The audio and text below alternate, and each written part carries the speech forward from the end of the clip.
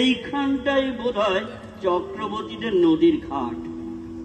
এই ঘাটেই নৌকোটা বাঁধো তো বাবা, দেখি কাউকে দেখতে পাই কিনা।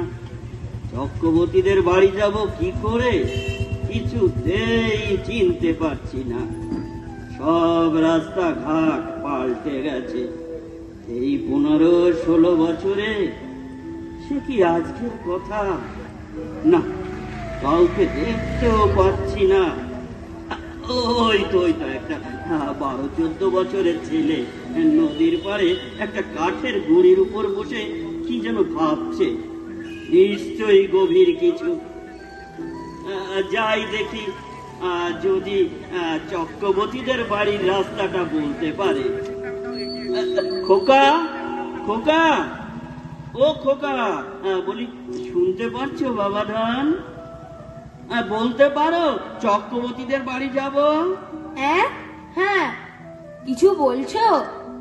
এ বাবা, কি বোকা রে বাবা লোকটা। জুতো পায়ে না দিয়ে হাতে নিয়ে যাচ্ছে। কি কাদা লেগে যাবে বুঝি নতুন জুতো? আরে বাবা, এত বড় মিষ্টির হাড়ি, হাড়ি ভর্তি মিষ্টি নাকি মিছিমিছি খালি হাড়ির মুখ মুড়ে নিয়ে যাচ্ছ? খোকা, বলতে পারো চক্রবর্তীদের বাড়ি যাব কোনটা, কোন দিক দিয়ে? বলবো না জানি, বলবো না।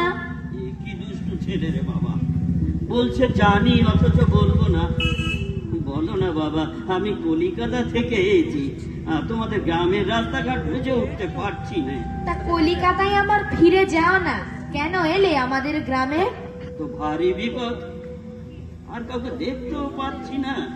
বলি সন্ধে হয়ে আসছে। খোকা, একটু বলে দাও না, আমার বোনের বাড়ি যাব, চক্রবর্তী বাড়ি। সেই 15 বছর বোনের বাড়িতে আগে এসেছিলাম। তা কে আসতে বলেছে তোমার বোনের বাড়ি? যাও ওই উপর দিকে। বাজে ছেলে কোথাকার, আমাকে উপরের দিকে যেতে বলছে। অসভ্য, অভদ্র, অশিক্ষিত ছেলে। উত্তর দিকে নির্দেশ করে বলে কিনা ওই দিকে যাও। পাগল, অভদ্র।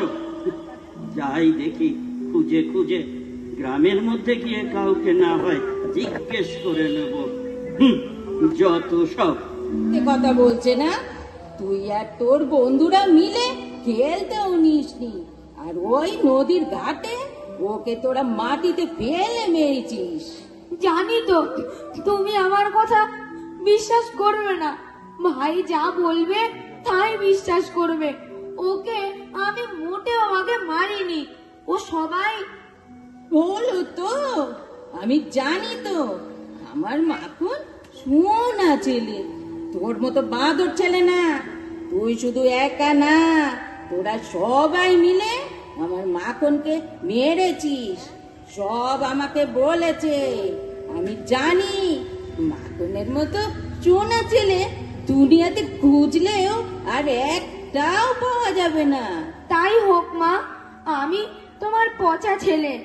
আমার কথা বিশ্বাস করবে কেন? আমার বন্ধুদের জিজ্ঞেস করো মাখন কি করেছিল। কি করেছিল আমার মাখন? সে কিছু করতেই পারে না। আমার সোনা মাখনকে আমি ভালো করে চিনি। যেমন পড়াশোনা তেমন শান্ত। শান্ত? শান্ত না ছাই। আমরা ঠিক করলাম ওই গুড়িটা গড়িয়ে গড়িয়ে আমরা খেলবো। অমনি ভাই গুড়িটার ওপর ঠায় বসে পড়লো। তাতে কি হয়েছে? হ্যাঁ, তোরা অন্য খেলা খেলবি। দেখছিস ভাই গুড়ির উপর বসে রয়েছে। বসে থাকেনি গো, আমি যখন ঠিক করেছি গুড়িটা গড়িয়ে গড়িয়ে খেলবো, তক্ষুনি গুড়ির ওপর ওকে বসতে হলো। হয়েছে হয়েছে, তোদের ওই গুড়িটা নিয়েই খেলতে হবে। তোদেরও জেদ বটে, কান খুলে শোন ফটি।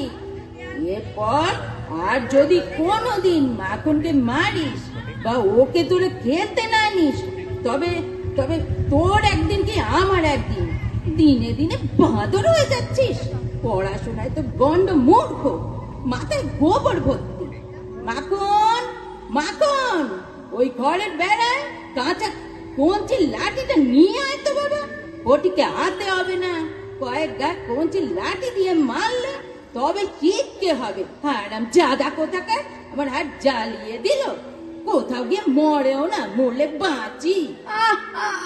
করবি?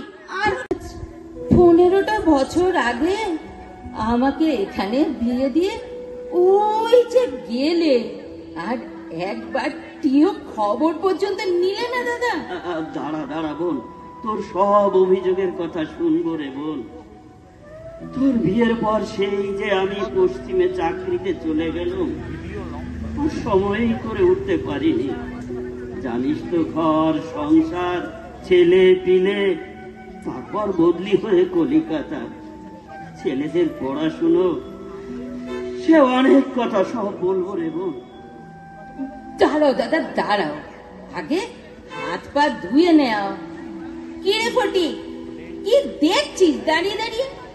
তোর মামা যা ঘটি করে কল থেকে জল এনে দে, মামার হাতে পায়ে জল ঢেলে দে। আরাম জাদা, তোমার তোমার তোমার বড় ভাব নে দাদা, ঘটি আমার হাত জ্বালিয়ে খেলো। শুনেছি তোর দুটি ছেলে। তা এটা কে রে? দেখি দেখি দেখি, এই দাঁড়া দাঁড়া দাঁড়া, একে তো আমার চেনা চেনা মনে হচ্ছে। মাখন, আয় তো বাবা, দেখ কে এসেছে, দেখে যা। তোর মামা সেই কলিকাতা থেকে এসেছে, অনেক দূর পথ। বাহ, ভারী মিষ্টি দেখতে তোর ছেলে। নেও বাবা, এই মিষ্টির হাড়িটা নেও। সেই কলিকাতার নাম করা মিষ্টির দোকান থেকে তোমাদের জন্য মিষ্টি এনেছি। দাও দাদা, তোমার বাক্সটা আমার হাতে দাও। কি রে ফটি, বললাম না মামাকে হাত পা ধুয়ে দে। বোন, ফটিকের সাথে ইতিপূর্বে নদীর ঘাটে পরিচয় হয়েছে। নদীর ঘাটে ওকে জিজ্ঞেস করলাম চক্রবর্তীদের বাড়ি কোন দিকটা, ও ওপর দিক দেখিয়ে দিল। যা রাগ হচ্ছিল আর কি বলবো। কি বাবা ফটিক, আমাকে চিনতে পারছো তো বাবা? আমি তোমার মামা। তোমার কিন্তু এই দুষ্টুমিটা করা উচিত হয়নি। ছেলে ছোকরা মানুষ তো। হ্যাঁ ঠিক আছে বাবা ফটিক। মামা বাবু, মাকে কিন্তু কিছু বলবেন? না না না না ফটিক, আমি কিচ্ছু বলবো না। বাবা ফটিক, আচ্ছা তুমি তো আমার আদরের ভাগ্নে বাবু।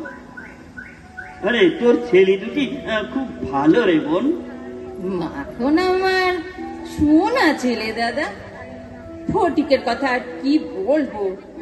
থাক, তুমি আগে বিশ্রাম নাও।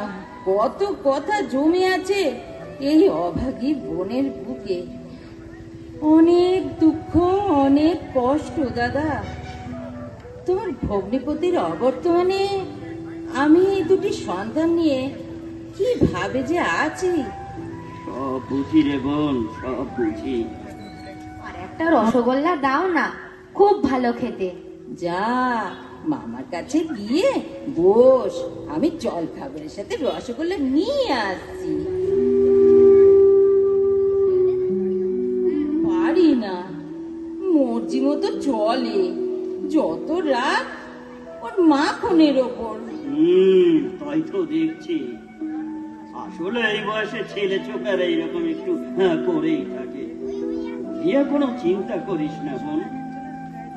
বলো দাদা, ডাকছিলে যে কিছু চাই? তা এবার তো যেতে হয় বোন, অনেক কাজ রেখেছি কলিকাতায়। মাত্র তো কদিন থাকলে, এখনই যাই যাই করছো। একবার গেলে আর কি তোমাকে দেখতে পাবো? 15 বছরে মাত্র একবার দেখলাম। আর কলিকাতায় গিয়ে আমি যে তোমাকে দেখে আসবো, সেই ভাগ্য কি আমার আছে? বাড়ি ঘর দেখবে কে? শোন, এক কাজ কর, ফটিককে না হয় আমার সঙ্গে দিয়ে দে। তুই কোনো চিন্তা করিস না বোন, ফটিকের কোনো অসুবিধা হবে না। আমি কলিকাতায় ওকে ভালো স্কুলে ভর্তি করব, ভালো পড়াশুনো করবে, ভালো পরিবেশ পাবে। আর তুইও মাঝে মাঝে গিয়ে দেখে আসবি। চিন্তা করিস না, গোছ গাছ করে দে। আগামীকাল ভোরবেলা আমি আর ফটিক রওনা দেব কলিকাতা। যাই, স্নানটা সেরে আসি। বাঘা, বাঘা, বাঘা, কোথায় থাকিস? ডাকলে কোনো সারা শব্দ পাই না। এই তো বাঘা, একবার কালীপদর বউকে খবর দে তো। না না না না, তুই একেবারে তাকে ডেকে সাথে করে নিয়ে আসবি, একটু মুড়ি ভেজে দেবে। দাদা কাল সকালে চলে যাবে, ফটিককেও সাথে নিয়ে যাবে। যা যা যা, তাড়াতাড়ি যা।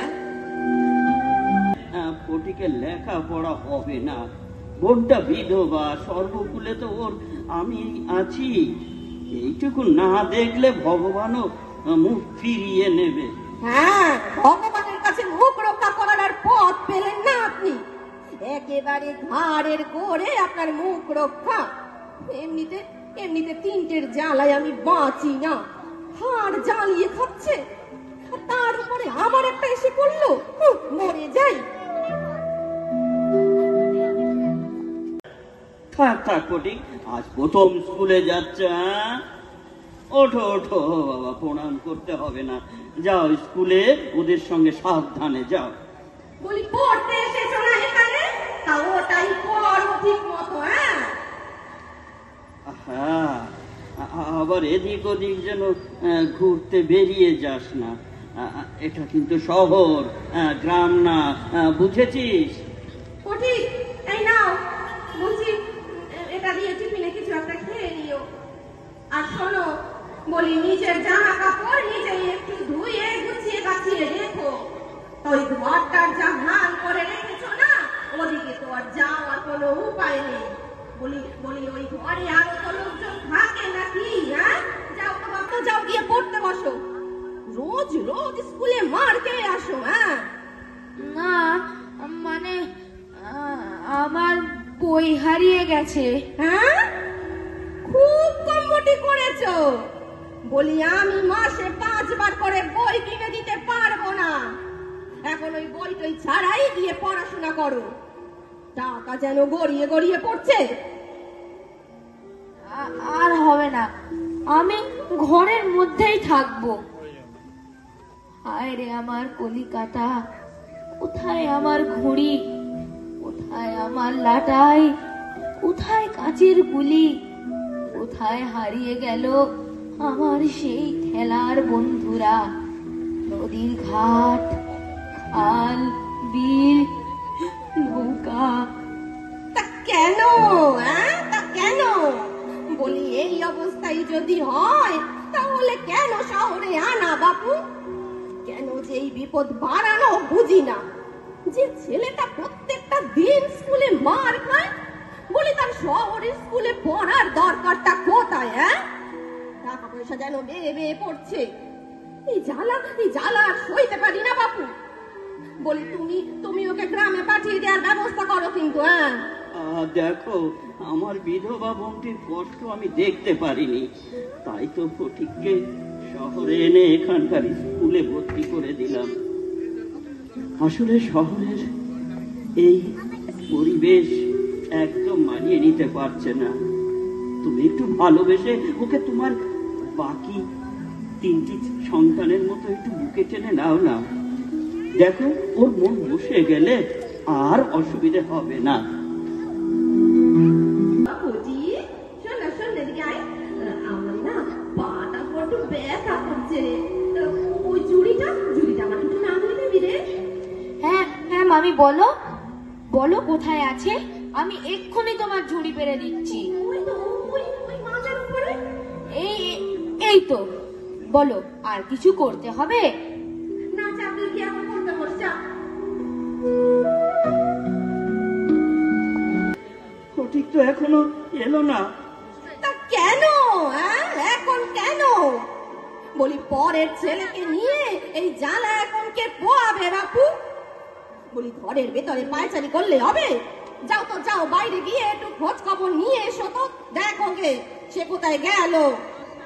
আন্দাজে কোথায় না না না, ঠিক আছে ঠিক আছে, আমি যাচ্ছি। হ্যাঁ তাই যাও, গিয়ে আমায় উদ্ধার করো। এমন বেয়ারা ছেলে, বলি পথ ঘাট কিছু চিনিস না, কোথায় গেছিস রে তুই?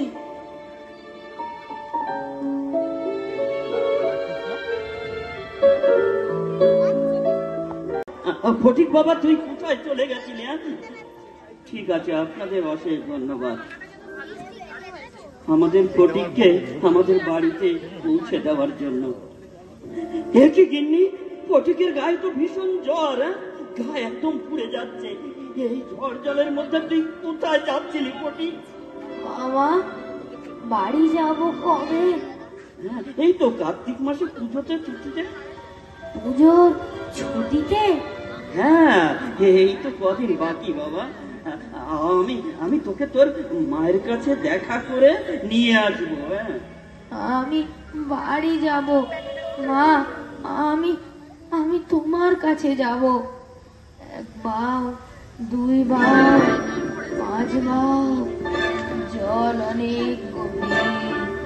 মা, মাখনকে আমি আর মারবো না মা, আমাকে মেরো না, আমি কলিকাতায় থাকবো না বাবা, আমি আমি বাড়ি যাব।